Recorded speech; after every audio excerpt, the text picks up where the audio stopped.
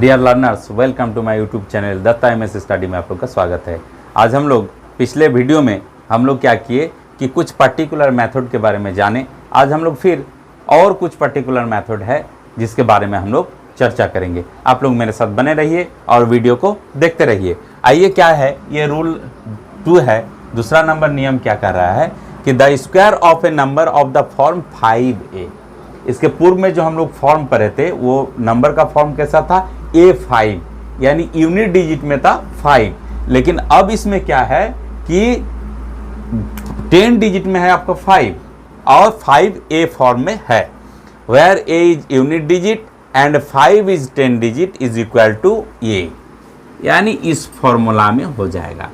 जैसे देखिए ये जो स्क्वायर नंबर निकालना है कहाँ से कहाँ तक निकलेगा, 50 से लेके 59 तक में अगर कोई नंबर है तो इसका स्क्वायर हम लोग निकाल सकते हैं। ये 2 डिजिट के बारे में बता रहे हैं कि 2 डिजिट का नंबर है 50 से लेके 59 तक में, तब हम लोग ये फॉर्मूला को लागू करते हैं।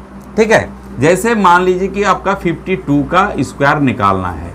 52 का स्क्वायर जब हम लोग निकालेंगे तो ये क्या हो जाएगा, 5 और 2, यानी ये 5A फॉर्म में है, यानी A का मान कितना हो गया, A का मान हो गया 2।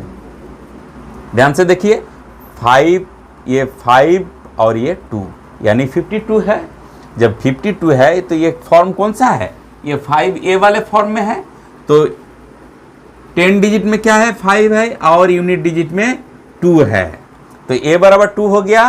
तो इसके लिए हम लोग का क्या फॉर्मूला लागू हो जाएगा, ये यहाँ फॉर्मूला लागू हो जाएगा 25 plus A into 100 plus A square, ये लागू हो जाएगा। जब ये लागू होगा तब क्या हो जाएगा, ये 25 प्लस A का मान कितना है 2 इंटू 100 प्लस ये 2 का स्क्वायर कितना हो जाएगा, ये इसको जोड़ दीजिए 27 इंटू 100 4 कर लीजिए, क्या हो जाएगा, ये निकल गया। अब इसको फाइनल जोड़ दीजिए, ये इसका स्क्वायर निकल गया। समझ में आया? यानी सीधे तौर पर क्या करना है, ये 2 डिजिट का नंबर है, 10 डिजिट में है 5 और यूनिट डिजिट में कुछ भी नंबर रहे। करना क्या है, सीधे तौर पर हो जाएगा 25 के साथ यानी 25 के साथ यूनिट डिजिट को जोड़ देना है, 100 मल्टीप्लाई कर देना है और लास्ट में जो आपका यूनिट नंबर रहेगा उसका स्क्वायर हो जाएगा। और इसको समझिए और एक उदाहरण से, जैसे मान लीजिए 58 का स्क्वायर, तो 58 का स्क्वायर करेंगे तो क्या हो जाएगा, ये सीधे तौर पर ये ना हो जाएगा और इंटू 100 प्लस 8 का स्क्वायर, तो कितना हो जाएगा, ये 33 इंटू 100 प्लस 64, तभी हो जाएगा 3300 प्लस 64 इज इक्वल टू 3364, ये निकल गया।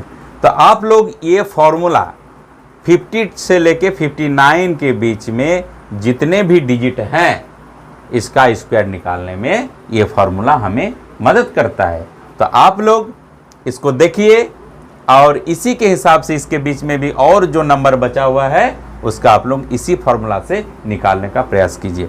आप लोग देखिए, आप लोग को हम चाहते हैं कि पूरा चैप्टर को डिटेल्स में समझाने का, इसीलिए आप लोग को हो सकता है कि कुछ वीडियो लंबा हो रहा है, हो सकता है आप लोग को लगे कि ये बोरिंग वाला हो रहा है, कि ज़्यादा समय लेके हम लोग को वीडियो देखना पड़ रहा है। ये बात नहीं है कि वीडियो लंबा हो रहा है, जब तक उस चैप्टर को सारे बेसिक चीज़ों का आप जब तक जानकारी नहीं प्राप्त कर लेंगे, उस चैप्टर से संबंधित सवालों को हल करने में आप लोग को दिक्कतें होगी। और ये जो हम 1 बाय 1 करवाते हैं, इसका मतलब हो गया कि 8 में कोई भी किताब आपके पास है, चाहे वो RS अग्रवाल का हो या चाहे आपका RD शर्मा का हो, CBSE हो, NCERT हो, किसी भी ये 8 क्लास में इसी स्क्वायर नंबर से रिलेटेड कोई भी क्वेश्चन आए आप लोग आसान से हल कर पाइएगा। ठीक है, इसीलिए आप लोग मेरे साथ बने रहिए और वीडियो को देखते रहिए। ठीक है, चलिए फिर और एक रूल है जिसको समझाते हैं। तीसरा नंबर रूल क्या है?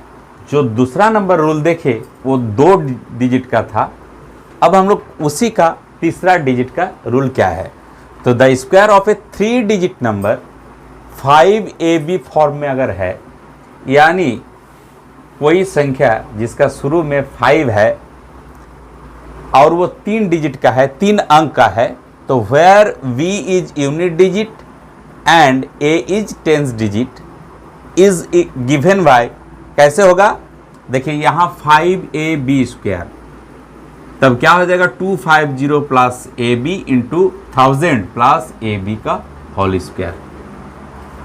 इसको ऐसे समझिए, पहले हम लोग क्या किए, पहला वाला आप लोग देख लीजिए कि 5A था, 5A का स्क्वायर था, तब हम लोग क्या किए थे 25 प्लस A किए थे इंटू 100 किया था और यहाँ A स्क्वायर था। ये पहले वाला में फॉर्मूला था, इसके साथ इसको कंपेयर कर लीजिए। तो कंपेयर में देखिए ये 5AB 3 डिजिट है, यहाँ 2 डिजिट है, तो यहाँ जब 3 डिजिट बढ़ गया यानी यहाँ 25 के बाद एक शून्य लग गया यहाँ, और क्योंकि 2 जब डिजिट यूनिट और 10 बढ़ा हुआ है तो यूनिट और 10 का मल्टीप्लाई नंबर होगा इसमें। और देखिए यहाँ 100 था, एक शून्य बढ़ गया और ये AB का स्क्वायर हो गया। ठीक है, तो ये पहले वाले हैं यानी इससे पूर्व जो कराए हैं, और अभी जो हम लोग करने जा रहे हैं वो ये है।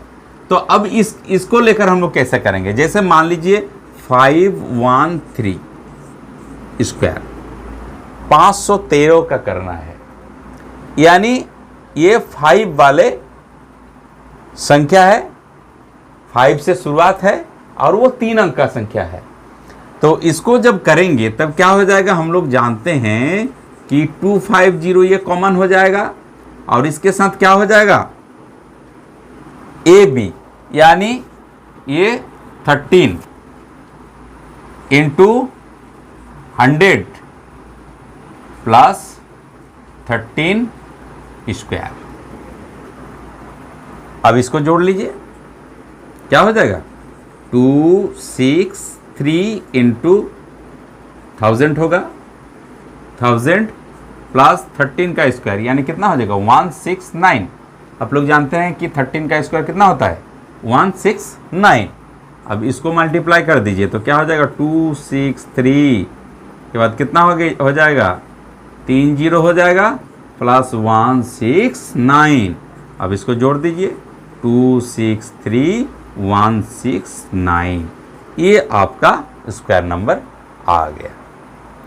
तो आप लोग यहाँ AB मतलब ये मत समझिए कि इस नंबर के साथ इसका गुना करना है, ये टोटल ये पूरा ही AB नंबर है, यानी ये A है ये B है, इसीलिए 250 के साथ 13 का ही ऐड होगा।